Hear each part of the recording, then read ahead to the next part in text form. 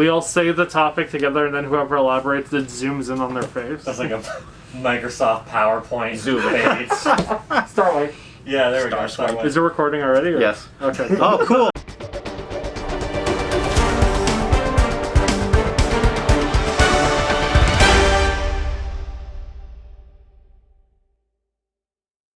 Hello.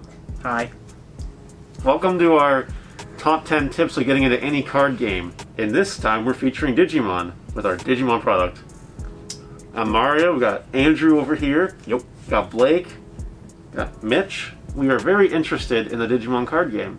And we're taking this opportunity to come up with 10 suggestions for you guys to take advantage of for this card game or any card game. Without further ado, let's start. Who wants number one? I see a volunteer. Support your local game store. I mean, it depends if you like the owner, which most of us kind of do. It's pretty cool. A little bit. Thank you. Good. Appreciate that. Yeah, seriously. It's the local game stores that are going to have your tournaments for you to play in. Not the Toys R Us's and the Walmarts. So, Yeah, they're support big, your local game stores. big conglomerates, maybe cheaper the odd time, but your local game store is where you play. And It's you just- want to play there. Therefore, keep supporting it, enjoy it, don't overdo it. Number two, have an empty binder and card sleeves. Basically, empty binder, you just want to show off your more rare cards for trading, as well as just keep track of the more rare cards you deal with. Card sleeves, protect your deck. You don't want it getting wrecked. You want to make sure you have a protected deck at all times in case of play.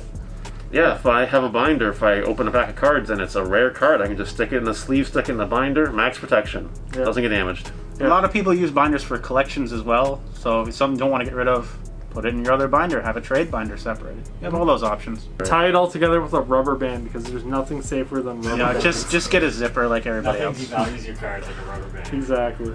Number three is be patient for the prices. So as many of you know, there's a special little pre-sale event going on in November.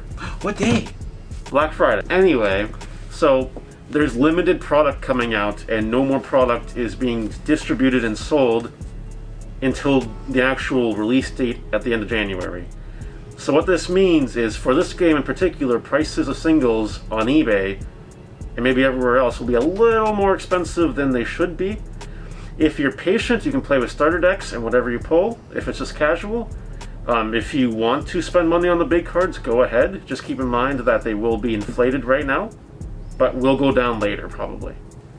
Sometimes I like things inflated. Any other thoughts? Well, important for any card game is to read and understand the rules. You don't necessarily need to know what every single card does in every particular interaction, but at least knowing the basic rules, maybe playing a few test games with friends, gives you a good idea of how to play the game in a professional tournament environment, I guess. Yeah, there's no bigger flop than having a bunch of people that think a rule does one thing, but then what happens is at bigger tournaments when they happen, like regional level events, if you go into the tournament assuming something does one thing and you're completely wrong, that could be potentially catastrophic. Could be a free game for your opponent, in which case now you got to rework your everything to work around that mistake that you've been making for a long time. So working together as a local store or community to actually improve everyone's gameplay is also, in my opinion, important in that matter too, because everybody learns the rules that way as well. So having locals helps. Yeah. Support your local game stores. I mean, yeah. Yeah. Well, you need to pay attention to how the game's already being revealed, because there's lots of YouTubers out there showing things, so you want to have a deck idea ready to go, even if it's just for fun and testing. So you need to know how many of what you have, which goes around with the rules as well, but the key thing is knowing your deck list and how it plays helps advance the game state for everybody and helps you know what you're doing when you actually go to a tournament, which is key to starting a card game and learning a card game, which is very important in the way you want to run your locals. When you're looking at a card game for the first time, maybe you can't just piece together a deck out of intuition. So it's nice to have kind of a base to work off of if you don't want to use just a starter deck. If you do, that's great, and then you can spend that time learning the combos and going from there and evolving. But if you want to do something from scratch, like Digimon, it's only red, blue, and yellow with starter decks. The other colors don't have one right now. So you'll have to do a little bit of research, look up some lists, look up combos, so you know just how to play those colors properly. All right, another little tip is just to save money ahead of time. If you know you're interested in getting into any type of card game, whether it's Digimon or any other one, you want to save a little bit of money up because you want to be able to either get the starter decks or buy a bunch of packs and try and build your own deck. You don't want to go broke doing it. You want to make sure that you're balanced, you're budgeted. So just save a little bit of that extra money before you get into any card game. And again, going with the research the prices for it so you know what you're looking into. And I need to save my money so I can play the Omnimon deck. 4 Omnimons. And remember, you don't want to be spending your rent money on anything. You want to make sure that you're good, even if that means you can't support your local stores. Support your local stores' rent before yours. Exactly. You know, something Mario's done. That's Make actually sure very their helpful. doors stay open, so when your doors close, you have a place to go until they kick you out. All right, number 7 is to make time for playtesting. This is for any card game, but Digimon is going to be new for everyone, so the more playtesting you can do ahead of time, the more advanced you can be when dealing with your opponents, which could give you an edge right away. With big tournaments, back when I played Yu-Gi-Oh, you know, if I was prepping for a big tournament, 30 hours a week, just testing, drawing hands, playing combos, that's just me. I might be crazy. But the point is, you do want to spend time, saw that, playtesting. And making sure that you spend the time to make sure you know exactly what you're doing. Yeah, and even if you're running like a fun deck, like you still want to know like the gist of the deck. Like nothing's worse in the game than someone taking a little bit too long to play their deck. Tip number 8 is get friends. You know, with card games, it can be really intimidating if you're just starting out. If this is your first card game you're playing, you know, going down to your local game store, picking up a deck and just playing with complete strangers can be a little intimidating at times. So if you can, you know, ask around, get your friends together, see if anyone wants to play, or even just try and talk to experienced players, see if they can give you tips and tricks and get to know them as well.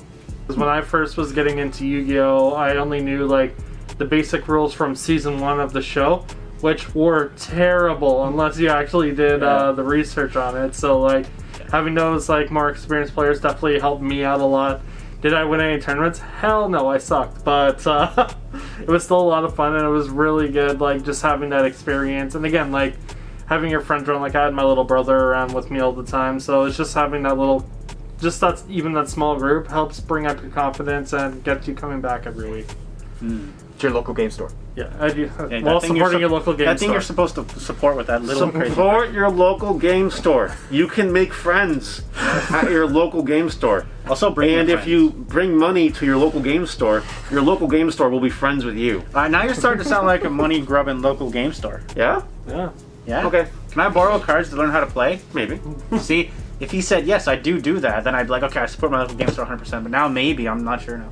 I have a plan for getting singles, and as long as it works out, I got a plan. Enjoy the game and don't get salty if you're losing or on a bad streak. Sometimes it just takes time to get used to something. Sometimes it's just some people just take things way more serious than you do. If you're having fun, that's more important than constantly winning. But winning can be fun, so you got to find a balance. Even though that's not entirely true, but it is. Well, let's be honest. We've all been angry at video games before. We've all been playing and just been like, Yes. I hate this boss. And- it kills you 30 times. But you know what? You just move on. With no major tournaments right now, having fun at your locals is going to improve the game itself for everyone involved. That's right. And on the other end of that, not being salty, don't be a gloating, bragging person. Have good sportsmanship. We don't want to have any like Kaiba characters like, oh, you have a 3rd-rate deck and you're a 4th-rate duelist. I kind of wanted to jump off that roof that one time though in that anime. You know that one? Yeah. Don't, if you're on a winning streak, like if I go to my Digimon locals, if I play at my own locals and I win every locals, I'm not going to be like, haha, you all suck. I'm the greatest in the lower half of Canada. Like, you know? Yeah, look at me, I rule the North. No, don't do that. That's all bad.